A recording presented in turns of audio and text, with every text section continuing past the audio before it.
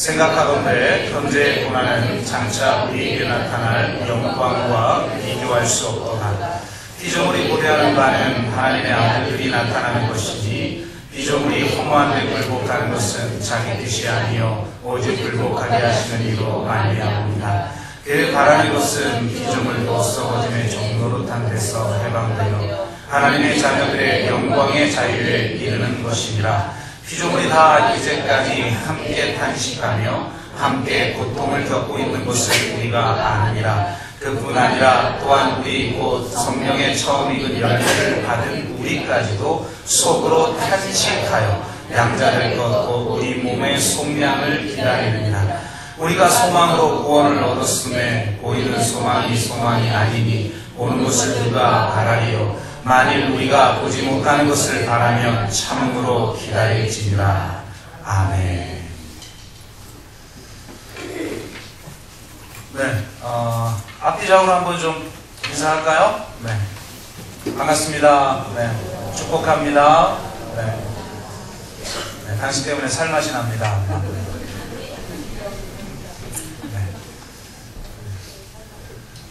네, 오늘 뭐 보니까 우리 한 달에 한 번씩 서울에서부터 먼 길 이렇게 오시는데 비유쇼 아저씨들 이렇게 같이 참여해 주셨고 정말 반가운 얼굴을 제가 또 오랜만에 뵀는데 우리 최민영 성도님이 제일 뒤에 지금 앉아 계신데 거의 1년 만에 거의 오셨나? 그죠? 네, 여러 가지 지금 일들을 다 하시고 또 이렇게 다시 이렇게 오셨는데요. 여러분 나가실 때 좀 이렇게 반갑게 인사하고 하셨으면 좋겠습니다. 요즘 이렇게 세상 돌아가는 걸 보면 로마서의 구절들이 좀 실감이 나죠. 22절 말씀 보니까 피조물이 다 이제까지 함께 탄식하며 함께 고통을 겪고 있는 것을 우리가 아느니라. 온 세상이 탄식하며 고통을 겪고 있는 것처럼 그렇게 보입니다. 어디 세상뿐이겠습니까? 성경에 의하면 우리 또한 마찬가지라고 말합니다. 23절 보니까요. 그뿐 아니라 또한 우리 곧 성령의 처음 익은 열매를 받은 우리까지도 속으로 탄식하여 양자될 것 곧 우리 몸의 속량을 기다립니다. 여러분이나 저나 아마도 이 속으로 탄식하면서 그렇게 살아가고 있을 것입니다. 예외가 없죠. 그런데 문제는 이런 상황에 빠지게 되면 많은 사람들이 신앙이 침체되거나 신앙을 잃게 된다는 것입니다. 사실 이러한 상황은 하나님을 만날 절호의 기회인데도 우리는 왜 하나님을 만나지 못하고 도리어 신앙을 잃게 되는 것일까요? 하나님을 만난다는 것은 도대체 무엇을 의미하는 것일까요? 그리고 또 탄식 속에서 우리가 가져야 될 진정한 신앙의 자세는 무엇일까요? 이것을 다시 한번 말씀을 통해 확인함으로 말미암아 탄식할 수밖에 없는 이 세상 한가운데 살면서도 우리에게 나타날 영광을 바라보며 능히 고난을 견디고 능히 그 속에서 하나님의 영광을 미리 선취하여 맛보는 그런 저와 여러분 되시기를 주 이름으로 축복합니다.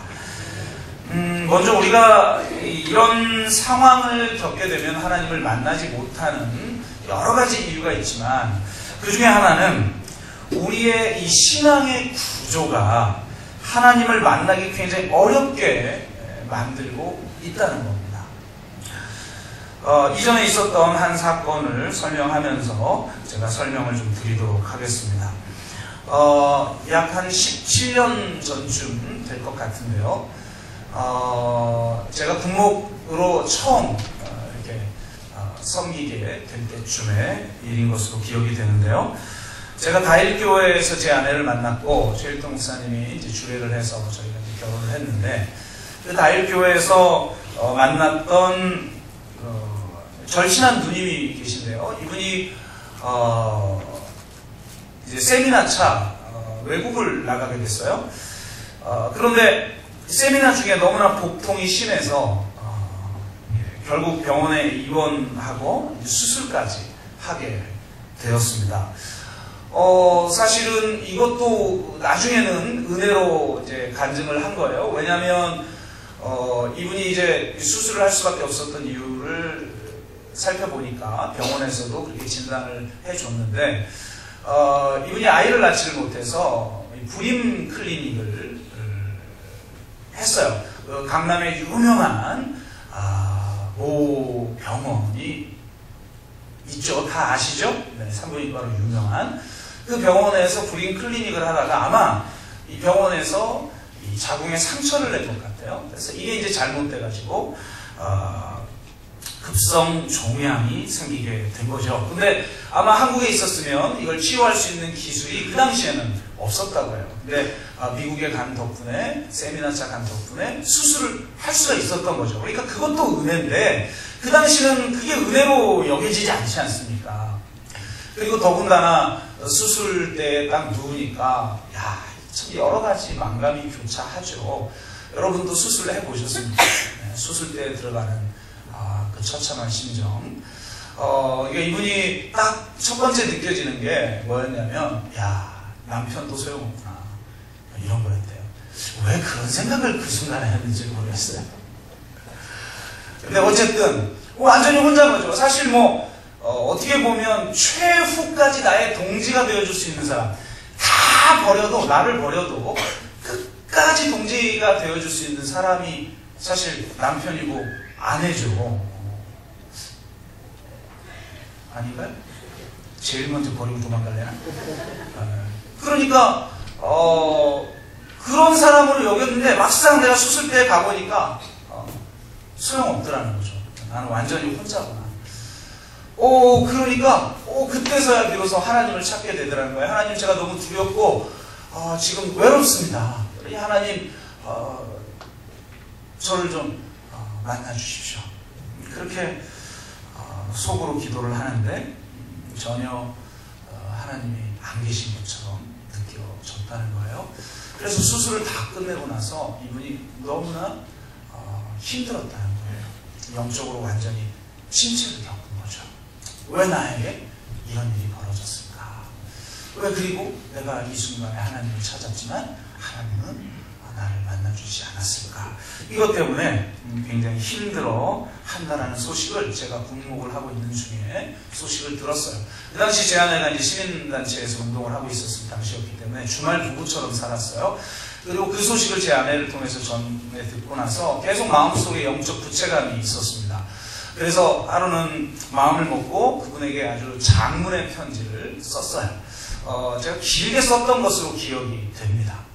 그리고 나서 이제 제 아내가 이제 토요일 날 오면 이제 주일 날 이렇게 이제 다시 서울로 돌아갔으니까 제 아내 편에 이 편지를 우리 그 누님에게 전달해 달라고 그렇게 제가 부탁을 했습니다. 근데 이제 여러분 잘 아시는 것처럼 제 아내가 뭐 보통 바쁜 사람이 아니지 않습니까?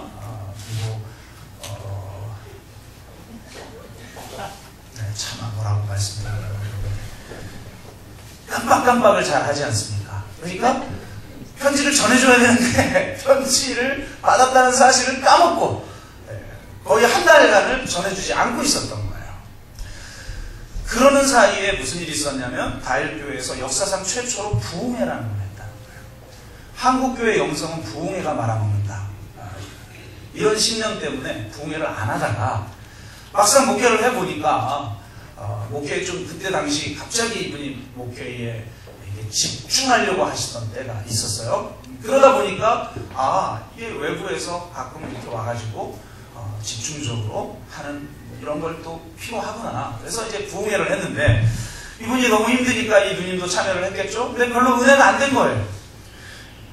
그러다가 마지막 날 고난에 대한 설교를 할 때 이분이 마음이 열린 거예요. 그 찰나에 제 아내가 정신 번쩍 차리고 그분을 만난 거예요. 그리고 나서 전해준 거죠. 저는 이게 하나님의 타이밍이라고 생각해요. 저는 그 얘기를 나중에 듣고 저는 이제 전달해 준 줄로만 알고 다시 묻지는 않았죠. 근데 나중에서야 한 달 이후에 전해줬는데 만약에 부흥회를 참여하지 않은 상태에서 제가 드린 편지를 읽었을 때 과연 나중에 그 편지를 읽고 그분이 받았던 은혜를 과연 받을 수 있었을까? 그런 생각이 제가 들었어요. 그래서 하나님의 타이밍이라는 건 너무나 놀랍구나, 이런 생각을 이제 했는데요. 그래서 그분이 가끔 가다도 그 편지를 항상 지니고 다니다가 누구에게 전도를 하거나 누가 영적으로 침체되는 사람이 있으면 그 편지를 읽게 했다, 이 얘기를 나중에 들었어요. 그래서 뭐 그렇게 대단한 내용도 아닌 것 같은데, 이 하나님의 타이밍에 하나님의 말씀으로 들려질 때 그런 은혜가 있었겠다, 이런 생각을 해보면서 제가 그분에게 썼던 내용 중에 일부를 기억해내서 여러분에게 좀 말씀을 드려보면 이런 내용이었어요. 사람들은 고난이 닥칠 때마다 하나님이 살아계신다면 왜 나에게 이런 일이 일어나느냐고 묻습니다. 그러나 만약 이 질문이 진실된 질문이 되려면 형통할 때도 묻고 있었어야만 합니다. 하나님이 살아계신다면 왜 나에게 이런 형통이 주어지는가? 혹은 하나님이 살아계시지 않는다면 나에게 이런 형통이 주어질 수 있겠는가? 라는 진지한 고뇌를, 그런 물음을 가지고 있는 사람이 고난이 닥칠 때 하나님은 왜 나에게 이런 고난을 주시는가? 라고 하는 질문이 진실된 질문이 됩니다. 그러나 사람들은 형통할 때 이런 질문도 이런 고뇌도 하지 않습니다. 고난이 닥칠 때만 왜 하나님이 나를 미워하시냐고 불평하지만, 평안할 때 왜 하나님이 나를 사랑하시느냐고 문제제기하는 사람은 아무도 없어요. 형통하는 건 당연한 거죠. 하나님이 나를 사랑하는 건 당연한 겁니다. 그런데 왜 고난이 있는가? 왜 하나님은 나를 미워하는가? 문제제기를 그때서야 한다는 거예요. 그러니까 그것은 사실은 진리에 대한 물음도 아니고 하나님에 대한 물음도 아닌 거죠.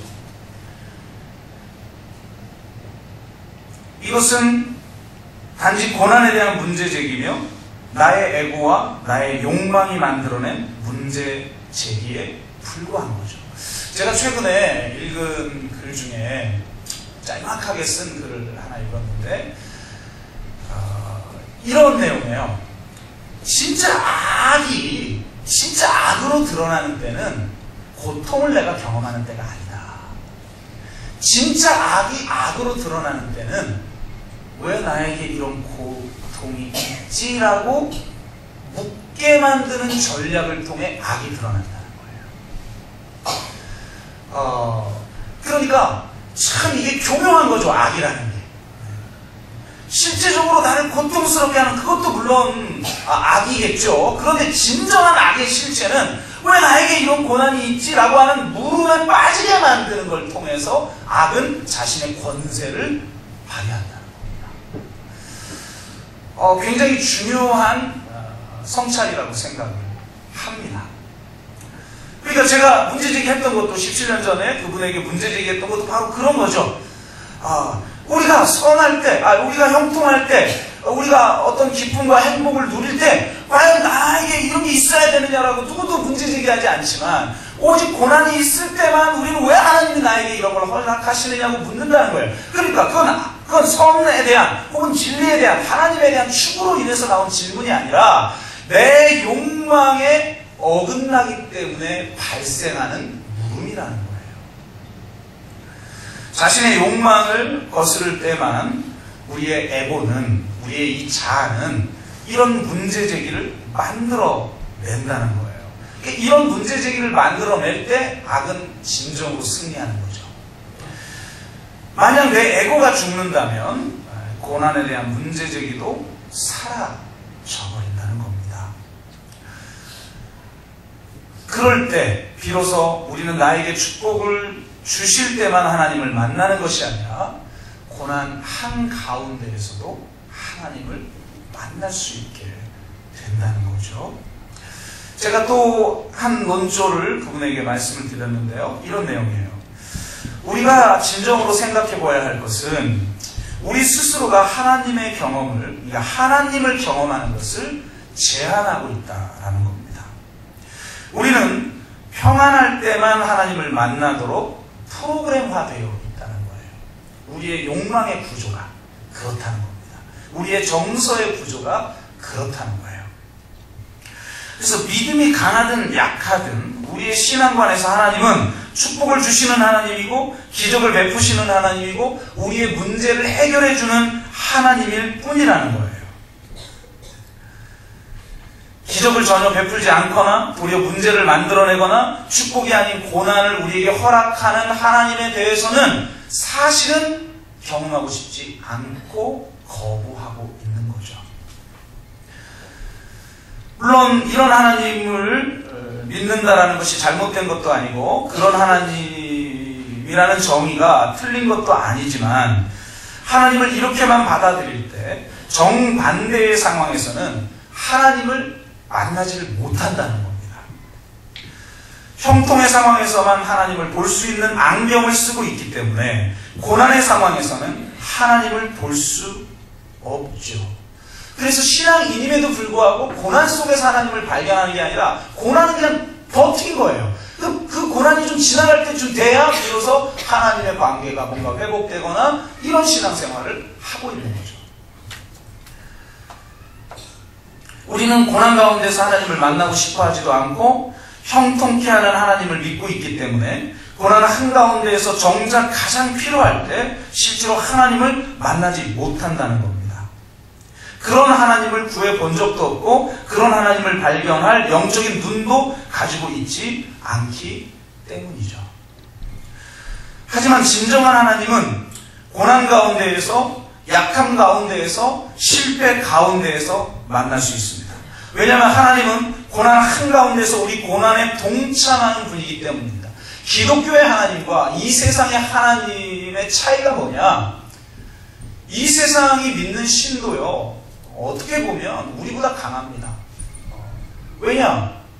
실제로 기독교인이 누리고 있는 권세나 물질의 부나 지식이 감히 이 세상이 가지고 있는 물질과 권세와 이 부와 지식에 비교할 수 있습니까? 경쟁이 안 되죠. 그러니까 세상에 빠져 있는 사람은 결코 기독교의 신이 강해 보이지 않는 거예요. 역사상 하나님을 믿는 사람 중에 하나님을 믿지 않는 사람보다 더 강한 적이 거의 없었기 때문에 세상이 믿는 하나님하고 기독교의 하나님은 사실은 달라요. 왜냐? 기독교가 믿는 하나님은 우리의 생각과 다르게 매우 무력한 하나님입니다. 힘이 없어서 무력한 것이 아니라 이 세상을, 우리를 사랑하기 때문에 무력한 하나님이죠. 우리를 사랑하시기 때문에 하나님은 우리를 위해 십자가에 달려 죽으셨습니다.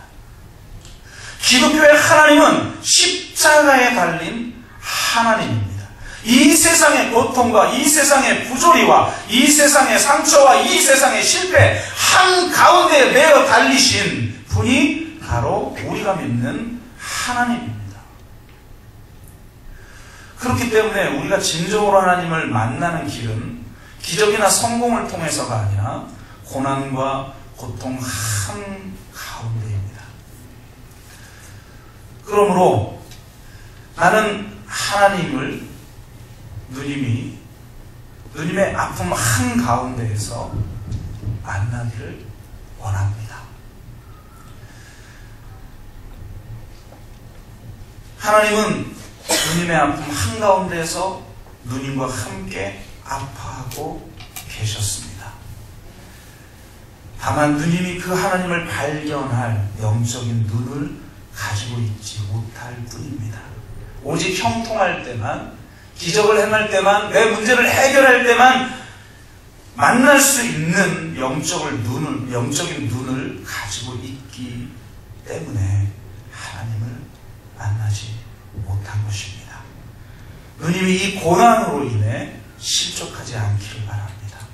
아무쪼록 고난 한가운데 계신 하나님을 누님이 만나고 경험하기를 바랍니다. 이런 내용이었습니다. 그렇습니다. 기독교의 하나님은 영광과 승리 속에서 만나는 하나님이 아니라 고난과 고통 속에서 만나는 하나님입니다. 하나님은 이 땅의 부조리와 상처 속에 찾아오셔서 우리를 만나 주시는 분입니다. 그런데 우리는 영광과 승리 속에서만 그분을 만나고 싶어 합니다. 우리의 욕망 때문에 혹은 우리의 두려움 때문에 그런 하나님만 찾고 있습니다. 여러분이 그런 하나님을 찾는다 해도 여러분의 인생 속에서 고난은 여지없이 찾아옵니다. 오늘 성경이 뭐라고 말합니까? 온 세상이 탄식하고 함께 고통을 겪고 있다고 말합니다. 심지어는 성령의 처음 익은 열매를 받은 우리도 속으로 탄식하며 우리 몸의 속량을 기다리고 있다고 말합니다. 어차피 내가 어떤 하나님을 기대하고 있든지 상관없이 우리는 고난을 겪고 외적으로 고난을 겪고 있는 것처럼 보이지 않는 사람의 심령 한가운데에도 탄식이 존재합니다. 그런 상황에서 하나님을 만날 수 있는 신앙을 가지시기를 주의 이름으로 축복합니다. 인생은 롤러코스터와 같죠. 롤러코스터처럼 오르락 내리락 합니다. 오르막길이 있으면 내리막길도 있고 또 내리막길이 있으면 또 오르막길도 있는 거죠. 그런데 이 롤러코스터는 떨어진 깊이만큼 높이 올라간다는 역사를 가지고 있습니다. 내리막이 깊으면 높이 올라가죠. 천천히 완만하게 떨어지는 물체는 다시 올라갈 힘이 없는 것입니다. 그러나 무섭게 떨어지는 것은 다시 치고 올라갈 수 있죠. 그러니 깊이 떨어진다고 해서 낙심하지 말고 무섭게 떨어진다고 해서 두려워할 필요가 없는 것입니다. 떨어지는 만큼 올라갈 것이고 떨어지는 속도만큼 무섭게 치솟을 것이기 때문입니다. 그러나 이 롤러코스터의 최고의 비밀은 떨어지는 높이와 속도에 있지 않아요. 롤러코스터의 최고의 비밀은 바로 안전바에 있습니다. 안전바가 없다면 우리는 튕겨져 나가겠죠. 안전바가 있기 때문에 추락을 해도 다시 올라갈 걸 기대할 수 있는 것입니다. 그러므로 보이지 않는 안전바가 있다는 사실을 깨닫는 것이 무엇보다도 중요합니다. 내 인생이 내가 내리막길을 걷고 내가 추락하고 있을 때에도 보이지 않는 하나님께서 나의 안전바가 되셔서 나를 붙들고 계신다는 걸 믿어야 된다는 거예요. 우리가 기도하는 것은 붙들지 않고 계신데 나를 붙들게 해달라고 기도하는 게 아니에요. 하나님 나를 건져달라고 우리는 그렇게 느끼기 때문에 기도하지만 본질적인 건 뭐냐? 하나님이 이미 붙들고 계신 것을 볼 수 있는 영적인 눈을 열어달라는 거예요. 기도는 그런 힘이 있는 겁니다. 우리 인생에 살면서 깊은 추락을 경험하고 있지만 우리는 바로 그 깊은 추락 속에서 바로 그 깊은 밑바닥에서 비로소 하나님을 온전하게 만나게 됩니다. 발트 삼국 중 하나인 리투아니아의 코브노라고 하는 도시가 있는데 인구 4만 명 정도 되는 도시인데요. 3년간 나치가 점령하는 동안 90%의 유대인들이 학살을 당했다고 합니다. 1942년 5월에는 임신한 여성들도 사살하라는 명령이 떨어졌고 한 임신한 유대인 여인이 나치 병사들에 의해서 사살을 당합니다. 유대인들은 그 여인의 시신을 산부인과로 병원으로 운반을 했는데요. 놀랍게도 그 죽은 시신 안에 아이가 살아있는 게 감지가 됩니다. 그런데 유대인들은 이 죽은 시신조차 이 존귀 여겨서 절대로 죽은 시신에 칼을 대지 않는 그런 풍습이 있다고 해요. 그러니까 아이를 살려야겠는데 죽은 시신에 칼을 댈 수가 없는 거죠. 이거 어떻게 해야 될지 알 수 없어서 그 당시 젊은 랍비였던 에브라임 오쉬리에게 찾아가서 묻습니다. 어떻게 해야 됩니까? 랍비 오쉬리는 생명을 구하는 일이라면 시신에 손을 대는 것도 가합니다. 라고 판명을 해줍니다. 해석을 해줍니다. 율법을. 그러니까 참 이게 놀라운 거죠. 사랑의 힘이 놀라운 것은 뭐냐면 묶여있는 걸 풀어주는 거예요. 해석이 안 되는 삶을 해석해 주는 거예요.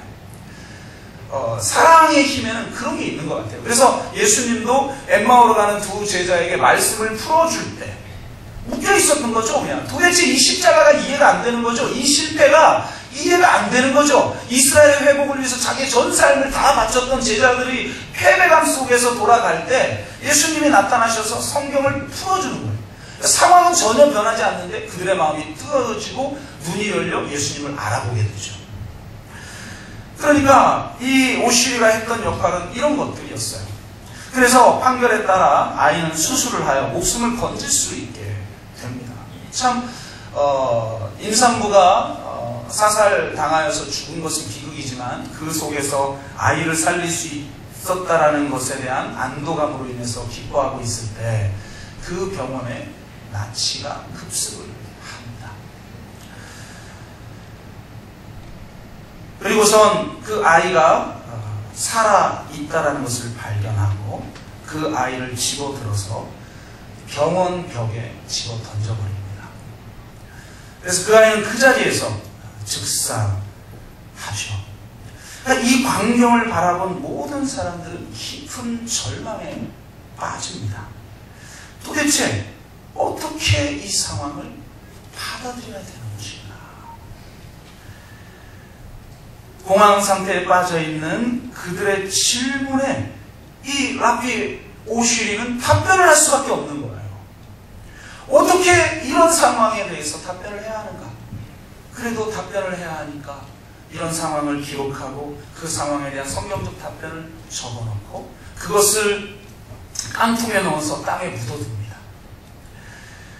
혹시 자신이 죽으면 누군가가 그것을 발견하여 자신들이 경험한 부조리의 상황들과 유대인으로서의 고뇌를 세상에 알려주기를 원했던 것이죠. 그런데 다행히 그는 생존하였고 그는 그 종이 쪼가리들을 모아서 책을 발간하게 되는데 그것이 1959년 발간된 깊은 곳에서라는 책입니다. 이 깊은 곳에서라는 말은 유대인들이 가장 애송하는 시편 중에 하나인 시편 130편의 첫 구절입니다. 시편 130편은 많은 사람들에게 영감을 준 시입니다. 종교개혁자 마틴 루터는 시편 130편을 가지고 작곡을 했고 종교개혁자 데오도르 외자는 임종시에 이 시편 130편을 암송하며 숨을 거둡니다. 요한 웨슬레, 감리교를 창시한 요한 웨슬레는 1738년 5월 24일 성바울 성당에서 시편 130편이 연주되는 중에 회심을 경험했다고 합니다. 그만큼 많은 그리스도인에게 영감을 준 시편이 130편인데 이 130편의 첫 구절은 이렇습니다. 여호와여 내가 깊은 곳에서 주께 부르짖었나이다. 그런데 이 번역은 여호와여 이렇게 되어 있지만요. 히브리어로는요. 여호와여가 첫 번째 단어가 아니라 깊은 곳에서가 첫 번째 단어랍니다. 마하마키 이 깊은 곳에서 내가 부르짖습니다. 여호와여 이렇게 지금 노래하고 있는 거죠. 이 깊은 곳이라는 것은 어떤 희망도 보이지 않는 것 같은 어둠의 장소, 죽음의 장소, 저 바닷속 깊은 심연처럼 침묵의 장소를 의미하죠. 하나님의 백성들이 이 땅에 살면서 이 땅의 악 앞에서 이 땅의 부조리 앞에서 탄식할 수밖에 없는 장소, 이것이 깊은 마하마키라는 겁니다. 그런데 이 마하마키 앞에서 그리스도인이 해야 되는 게 뭐냐? 도대체 왜 이런 고난이 있어야 되느냐라고 묻는 순간 우리는 사단의 전략에 넘어가 버리는 거죠. 이 도대체 물음조차 불가능한 이 절대 침묵의 공간, 어둠의 공간, 절망의 공간 한가운데서 그리스도인들은 여호와여 내가 깊은 곳에서 부르짖나이다. 여호와여 내 소리를 들으시고 부르짖는 소리에 귀를 기울이소서. 이렇게 부르짖었다는 거예요. 이렇게 부르짖는 이름이 우리에게 있다는 겁니다. 그렇게 부르짖을 때 인자하신 하나님이 이스라엘을 속량하신다고 시편 기자는 노래합니다. 시편 130편이야말로 구약에 나타난 십자가죠. 십자가는 깊은 곳에서 하나님이 우리를 만나주시는 장소입니다. 아무 희망도 보이지 않는 절망의 장소, 가장 깊은 바닷속 심연 같은 어둠의 장소. 그래서 우리가 나의 하나님 어찌하여 나를 버리셨나이까 라고 탄원하고 탄식할 수밖에 없는 그런 장소 한가운데까지 하나님이 내려오셨다는 겁니다. 그 속에서 우리와 함께 고통당하시고 부조리를 견뎌내시고 감당하셨다는 겁니다. 그래서 우리가 바로 그 깊은 곳에 설 때 만나는 것이 바로 십자가에 달린 하나님이라는 거예요. 우리가 그 깊은 곳에 다다르지 않았을 때 도저히 만날 수 없는 하나님을 우리가 십자가에서 만난다는 거죠. 그렇기 때문에 하나님을 만난 사람, 십자가에 달린 하나님을 만난 사람은 십자가를 은혜라고 말합니다. 내 삶 속에 있는 그 깊은 곳을 은혜라고 말합니다. 그래서 그 속에서 하나님을 찬양할 수 있는 사람으로 변모되어져 버립니다.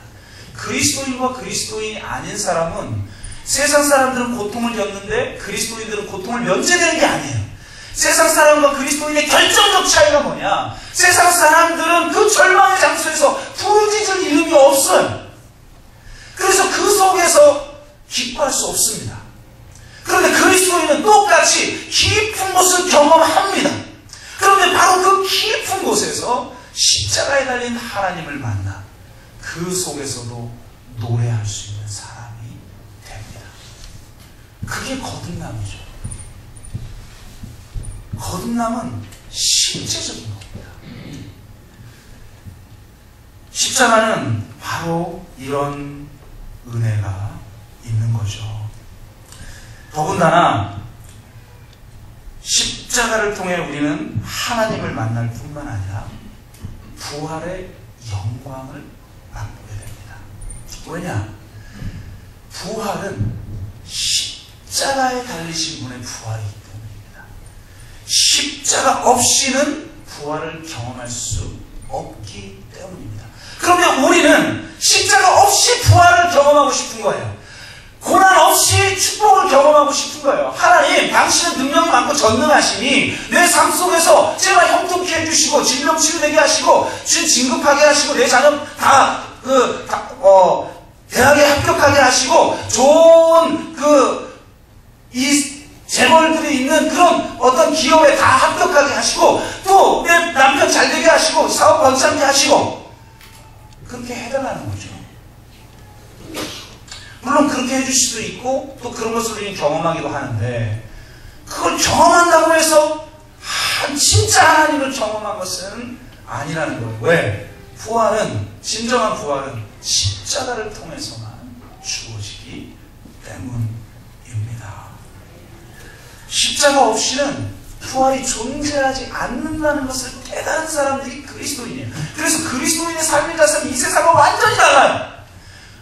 이 세상 사람들보다 더 축복받게 해달라. 이거는 세상의 욕망이지. 그 욕망을 위해서 내가 하나님을 도구로 삼는 거지. 진짜 십자가를 믿는 사람들의 욕망이 아니에요. 세상의 욕망, 위의 욕망이 아니라 우리는 성령의 소욕에 따라 살아가는 사람인 것입니다. 성령의 소욕은 뭐냐? 오늘 우리가 읽은 본문 바로 앞절에 17절 이렇게 기록하고 있어요. 자녀이면 또한 상속자, 곧 하나님의 상속자요, 그리스도와 함께한 상속자니 우리가 그와 함께 영광을 받기 위하여 고난도 함께 받아야 할 것이니라.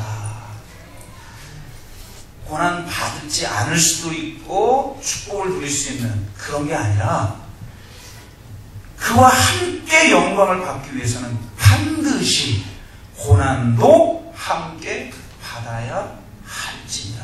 이걸 깨달은 사람들이 그리스도인이라는 거예요. 그래서 사도 바울은 뭐라고 말합니까? 그리스도의 남은 고난을 내 육체에 채우노라. 내가 그리스도의 부활의 영광에 참여하고자 내가 고난을 자처하노라 라고 말합니다. 이게 그리스도인의 삶이에요. 그 영광이 내가 상상할 수 있는 것을 넘어선 그 놀라운 영광이 기다리고 있다는 것, 약속되어져 있다는 것을 알기에 그 고난 한가운데서 발견되는 영광을 경험하고자 고난마저 자처하는 사람들, 이것을 그리스도인이라고 말합니다. 그 영광이 얼마나 놀라운지 오늘 본문 18절은 이렇게 말해요. 생각하건대 현대의 고난은 장차 우리에게 나타날 영광과 비교할 수 없도다. 여러분, 이 영광에 대한 소망이 우리에게 있느냐는 말이에요. 우리가 예를 들면 참 어렵게 공동체를 만들어가고 교회를 세워나가는 이유가 뭡니까? 내가 이 세상도 사는 것도 힘들고 내 생존의 무게조차도 감당하기 어려운데도 불구하고 이 자리에 나와서 예배를 드리고 내가 함께 셀과 삶을 나누고 그러면서 하나님 나라를 위해서 내가 결단하고 살아가는 도대체 그 이유가 뭐예요? 장차 우리에게 나타날 영광을 바라보기 때문이죠. 그 영광은 우리의 상상으로 상상할 수 없는 영광이에요. 우리의 눈이라는 건요, 여러분, 물리적 눈만을 말하는 게 아니에요. 우리의 영적인 눈, 그리고 우리의 상상력, 많이 있죠. 그 상상력으로도 상상할 수 없는 우리의 상상을 넘어서는 상상, 그걸 성경은 소망이라고 하죠. 그래서 이렇게 말합니다. 우리가 24절 소망으로 구원을 얻으매, 여러분 무엇으로 구원을 받는다고요? 소망으로 구원을 얻는. 여러분에게 이 소망이 있냐는 거예요. 그냥 매일 살아가면서 나에게 주어진 삶을 그냥 처리하느라고 지쳐서 살아가고 아무 의미 없는 것을 반복하면서 살아가는 그런 삶이 아니라 나에게 나타날 영광을 기대하고 소망하기 때문에 그 영광을 기대하는 그 힘이, 그 소망이 지금의 고난을 아무것도 아니게 만들어버리는 그 힘을 가지고 살아가는 영광이에요. 그 소망이 우리를 구원하는 겁니다. 다른 말로 말하면 그 소망이 나에게 없다. 나에게 구원이 없는 것이죠. 보이는 소망이 아니니 보는 것을 누가 바라리요? 만일 우리가 보지 못하는 것을 바라면 참음으로 기다릴지니라.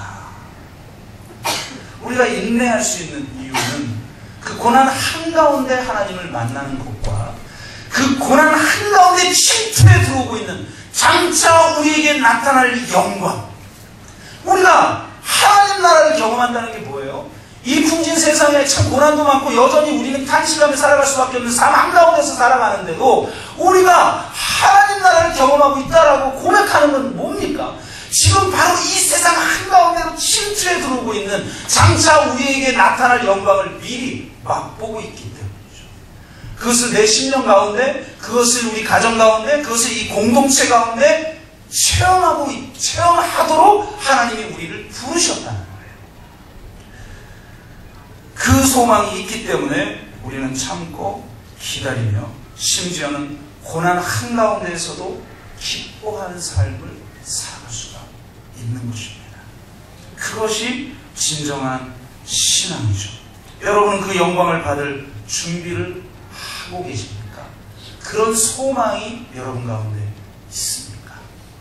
그 소망이 있을 때 지금의 고난도 내가 두려움 없이 기쁨으로 받아들일 수가 있는 거예요.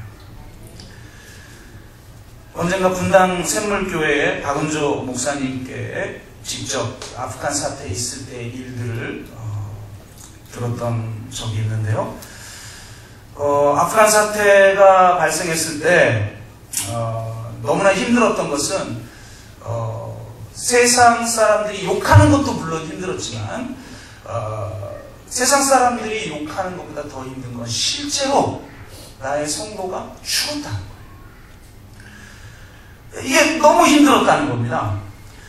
물론 자신도 설교할 때 순교의 영광이 있다라고 하는 설교도 했지만 그걸 모르는 것도 아니지만 사람이 하나, 둘 죽어가는 소식이 들리니까 너무너무 힘들었다는 거예요. 왜 이 무고한 사람들이 죽어야 하는지, 왜 테러범들에게 억울하게 죽어야 하는지 도저히 받아들이기가 힘들었다고 합니다. 그래서 솔직히 이분이 솔직하게 고백하더라고요. 자기는 하나도 영광스럽게 여겨지지 않았다고. 솔직히 너무 힘들었다고. 교인들 앞에서 설교도 할 수 없었다고. 그래서 또 더군다나 그 당시에는 얼마나 많은 기자들이 아예 예배 시간에 참여해가지고 사진을 찍어갔습니까? 그러니까 40일 특별 기도회를 하는데도요, 본인이 설교를 할 수 없어서 외부 강사를 모셔서 설교했다. 여러분, 설교 듣는 게 은혜입니다. 하는 건 고역이고, 들을 때 은혜가 돼요. 그래서 저도 언제 은혜가 되느냐? 부흥회 때 외부 강사 모시면 은혜가 되는 거죠.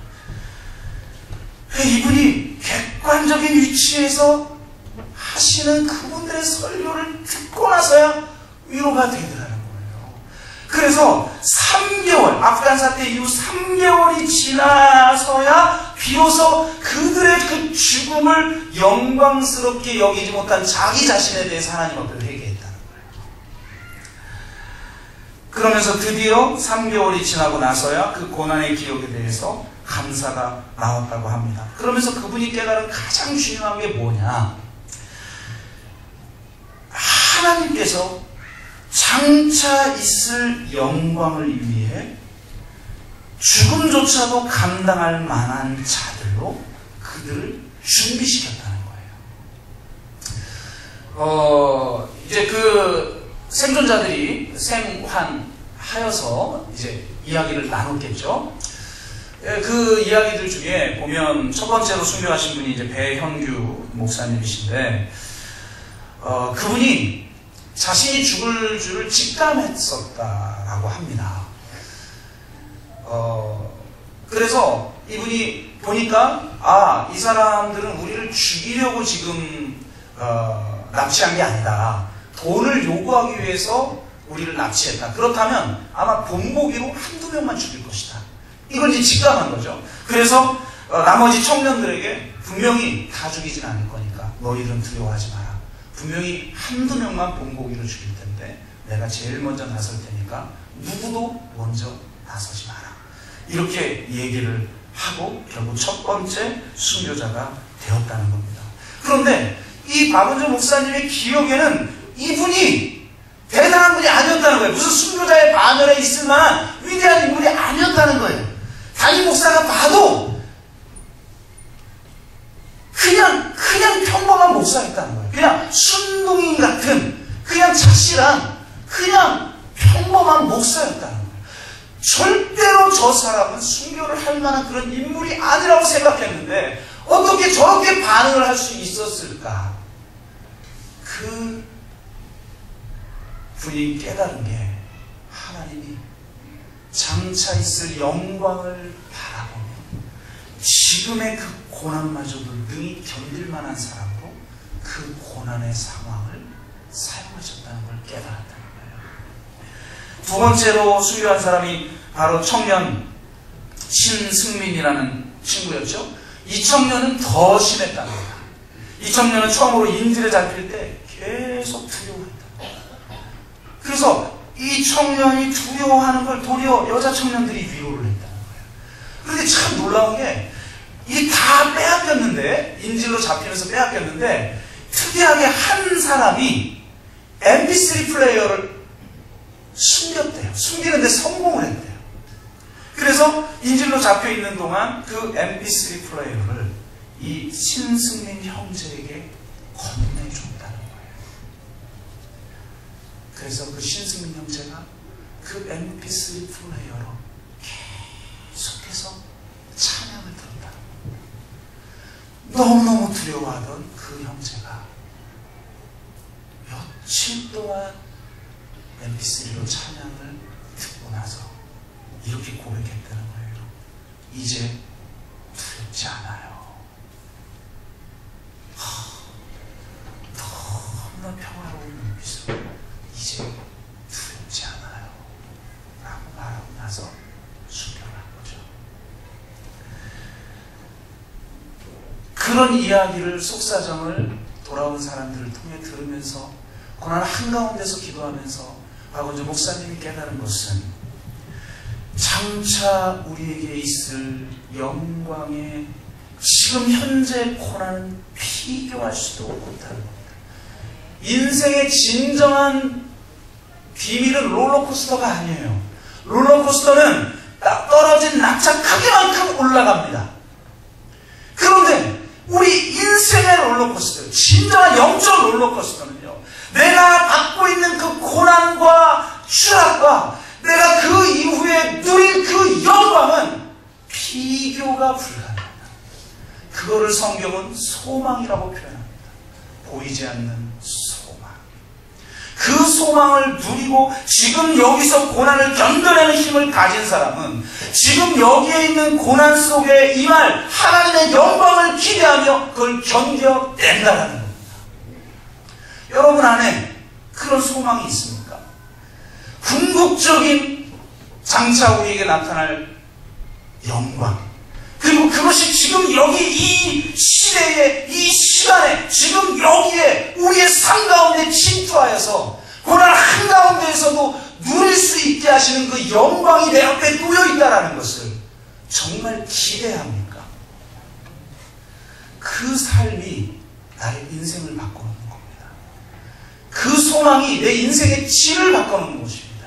소망이 없는 자는 그저 주어진 대로 살아가고 그저 절망하며 낙심하며 살아가지만 고난 한가운데 십자가 속에 임하는 부활을 맛보고 살아가는 사람은 어떤 환경에서도 장차 우리에게 임할 영광을 바라보며 견뎌냅니다.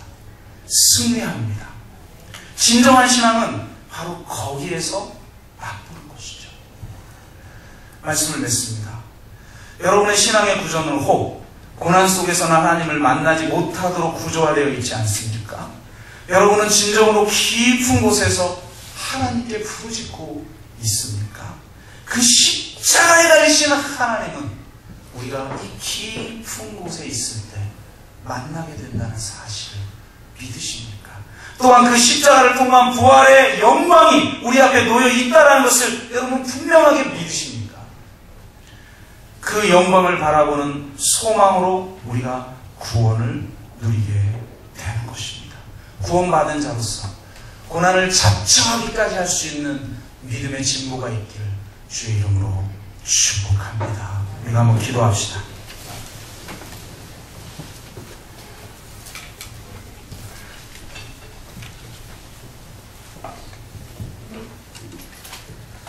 여러분은 고난 한가운데에서 저 깊은 곳에서 하나님을 찾고 있습니까?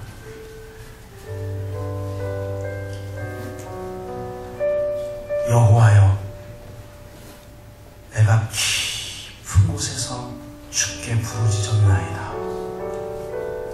여호와여, 내 소리를 들으시고 부르짖는 소리에 귀를 기울이소서.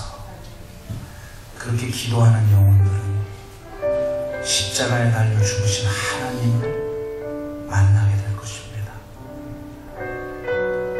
능력이 없어서가 아니라 우리를 사랑하셔서 우리를 위해 십자가를 지신 그 하나님을 만나게 될 것입니다.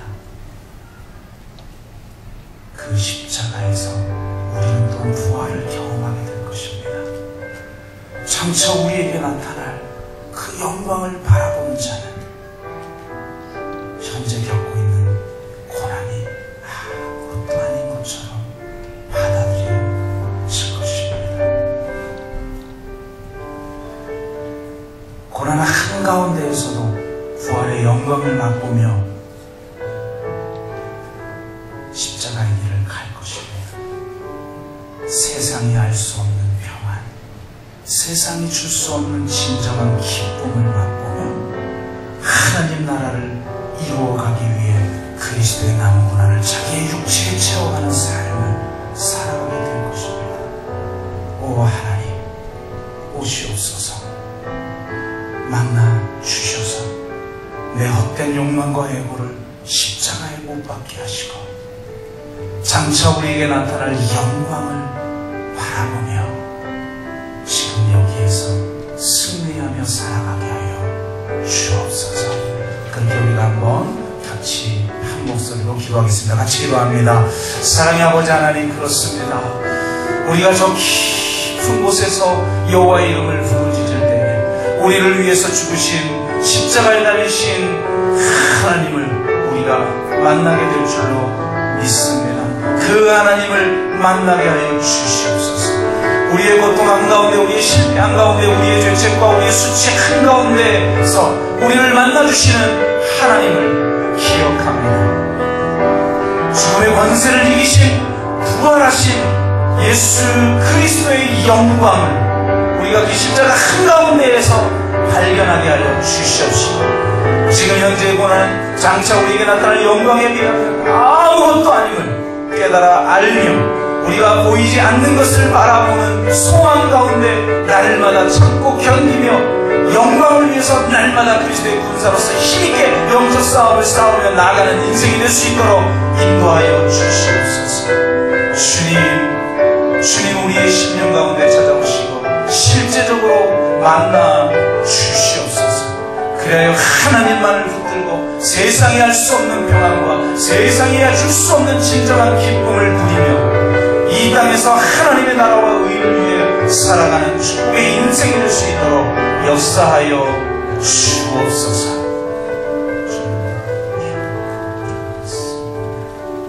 하나님, 나의 문제와 나의 고통을 증폭시키며 스스로 사단의 괴계에 빠져 하나님을 멀리하던 나의 인생을 돌이켜 이제는 저 깊은 곳에서 주님께 부르짖는 자가 되겠습니다. 나를 위해서 십자가에서 죽으신 진정한 하나님을 만나기를 소원합니다. 그리고 십자가를 통과한 진정한 부활의 영광을 맛보며 살아가게 하여 주시고 궁극적으로 이 말 장차 우리에게 나타날 그 영광도 소망하며 힘있게 지금 여기에서 주님께 충성하며 살아가는 축복의 인생이 되게 하여 주옵소서. 감사드리며 예수 그리스도의 이름으로 기도드리옵나이다. 아멘.